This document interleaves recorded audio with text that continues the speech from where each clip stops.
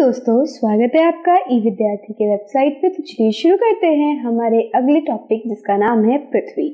तो पृथ्वी को हम सभी जानते हैं, हमारा ही ग्रह है जिसके ऊपर हम रह रहे हैं और इसका जो मित्र है, इसके साथ जो हमेशा चलता रहता है वो है चंद्रमा। तो समझते हैं इस पृथ्वी को। जिस पर हम रहते हैं, जिस ग्रह पे हम रहते हैं वो एक ग्रह है। जो पृथ्वी है हमारी वो एक ग्रह है और यह अपना संपूर्ण प्रकाश एवं ऊष्मा सूर्य से प्राप्त करती है, जो पृथ्वी का सबसे नजदीक तारा है। हमने अभी अपने खगोलीय पिंड में पढ़ा था तारों की डेफिनेशन, परिभाषा जिसको हमने कहा था, और इस परिभाषा में हमें ये पता चला था कि ऐसे बड़े खगोलीय पिंड जिनकी खुद की ऊष्मा हो और प्रकाश हो, क्या कहलाएगा? तारा कहलाएगा।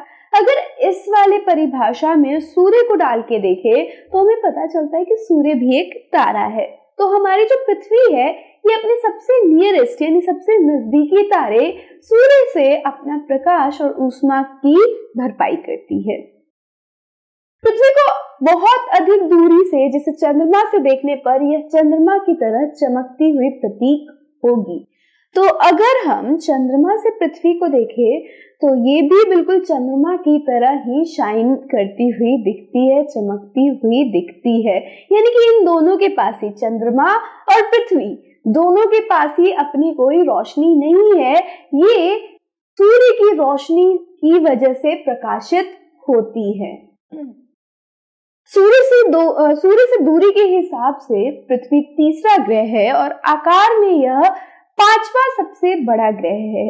तो जब हम बात करते हैं सूर्य से इसकी दूरी, तो ये सूर्य से तीसरे स्थान पर है। वहीं जब हम बात करते हैं कि कौन सबसे बड़ा ग्रह है आठों ग्रह में से, तो ये पांचवें नंबर पर विराजमान है, यानी पांचवा सबसे बड़ा ग्रह कहलाता है हमारी पृथ्वी। तो ये थी पृथ्वी, और इसके और थोड़ी बहुत चीजें हैं जो हम जान लेते हैं इसके बारे में। क्या है? देखो, अंतरिक्ष से देखने पर पृथ्वी नीले रंग की दिखाई पड़ती है क्योंकि इसका 2/3 सतह पानी से ढका हुआ है, इसीलिए इसे नीला ग्रह कहा जाता है।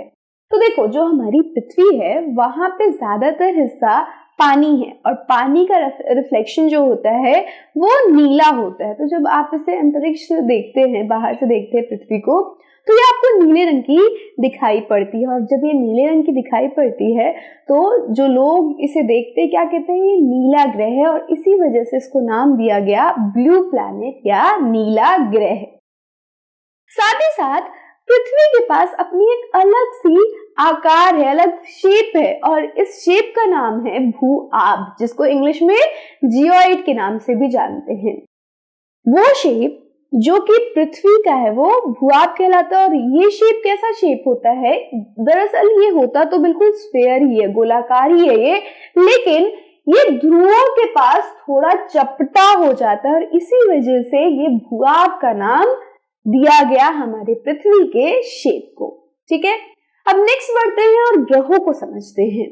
तो हमारे सोलर सिस्टम में यानी सौरमंडल में 8 ग्रह मौजूद है, और ये जो ग्रह है इनकी क्या खासियत है वो पढ़ लेते हैं। कुछ खगोलीय पिंडों में अपना प्रकाश एवं ऊष्मा नहीं होती। तो जो खगोलीय पिंड जिनकी ना तो खुद का प्रकाश है और ना ही खुद की ऊष्मा है, उनको हम क्या नाम देंगे? ग्रहों का नाम देंगे। वे तारों के प्रकाश से प्रकाशित होते हैं और ऐसे खगोलीय पिंड को ग्रह कहते हैं। तो वो सारे खगोलीय पिंड जिनकी खुद की ऊष्मा एवं प्रकाश नहीं है वो क्या कहलाएंगी? ग्रह के नाम से जानी जाएंगी। खगोलीय पिंडों एवं उनकी गति के संबंध में अध्ययन करने वाले को खगोल शास्त्री कहते हैं। ग्रह, जिसे अंग्रेजी में प्लैनेट कहते हैं, ग्रीक भाषा के प्लांटाई शब्द से बना है, जिसका अर्थ है परिभ्रमक, अर्थात चारों ओर घूमने वाला। तो दरअसल जो ये ग्रह नाम है ना, ये अंग्रेजी के शब्द प्लांटाई से आया हुआ है, और अंग्रेजी का शब्द प्लैनेट है, और ये जो प्लैनेट है वो एक्चुअली में ग्रीक वर्ड से आया है, और वो ग्रीक वर्ड का नाम था प्लांटाई। और प्लांटाई का मतलब क्या था? परिभ्रमक, यानी किसी दूसरी के चारों तरफ घूमने वाला। और हमारी पृथ्वी किसके चारों तरफ घूमती है? सूर्य के चारों तरफ घूमती है। तो सूर्य के चारों तरफ घूमने की वजह से इसका नाम क्या पड़ा? ग्रह। ठीक है। तो ये था हमारे ग्रह। अब ग्रहों के नाम जान लेते हैं कि कितने ग्रह हैं, उनके नाम क्या क्या है और कैसे याद करें। तो इंग्लिश का एक निमोनिक्स है, ठीक है, हिंदी में भी आप याद कर सकते हो उसको। तो क्या निमोनिक्स है? My very efficient mother just serve us nuts। तो अगर ये निमोनिक्स आप याद कर लोगे तो आपको ग्रहों के नाम उनके सूर्य की दूरी से याद करने में आसानी रहेगी। माए से हो जाता है मरकरी, जिसको हम हिंदी में बुध ग्रह बोलते हैं। वेरी से हमारा वीनस यानी शुक्र ग्रह, इफिशिएंट से अर्थ यानी हमारी पृथ्वी, मदर से मार्स यानी हमारा मंगल और जस्ट से जुपिटर यानी हमारा बृहस्पति, सर से सैटर्न यानी हमारा शनि, जो कि बहुत सारे लोग ऐसा मानते कि उनकी कुंडलियों में, उनकी जिंदगी में भी विराजमान है, तो ऐसा कुछ नहीं होता है। शनि सिर्फ एक हमारा ग्रह है, तो उसको ग्रह ही बना रहने देते हैं। आगे चलते हैं। सर्व के बाद आता है अस यानी यूरेनस, जिसको हम अरुण के नाम से जानते हैं, और फिर है नेपच्यून, जिसको हम वरुण के नाम से जानते हैं। तो ये हमारे 8 ग्रह हो गए। अब कुछ बच्चे कहेंगे कि मैम प्लूटो कहाँ गया?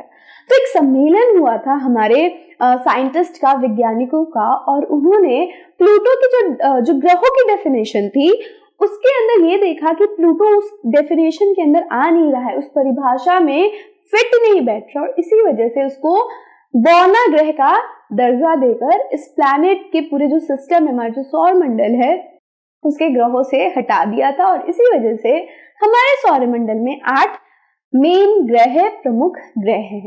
तो ये थे हमारे ग्रह, और अब बात करेंगे हमारे उपग्रहों की हमारे नेक्स्ट वीडियो में। So I will see you there, till then stay safe and keep learning with us. Bye bye.